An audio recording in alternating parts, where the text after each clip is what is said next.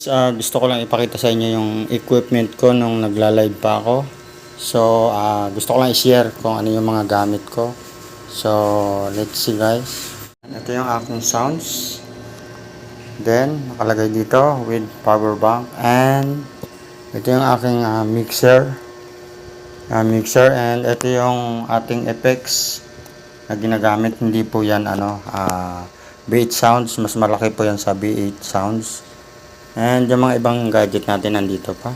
Mga wiring, lights. Ayan po. At ito po yung ating mic.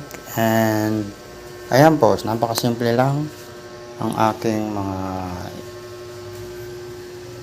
mga effects or gadgets para sa aking pagla-live.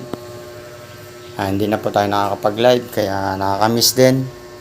Nakakamiss din yung pagla-live. Hindi na tayo nagla-live. So medyo marami pa tayong inaasikaso and sana soon mangyari ulit yung pagla-live ko guys, and abangan nyo na lang kung sakali man may pagkakataon, and thank you muli.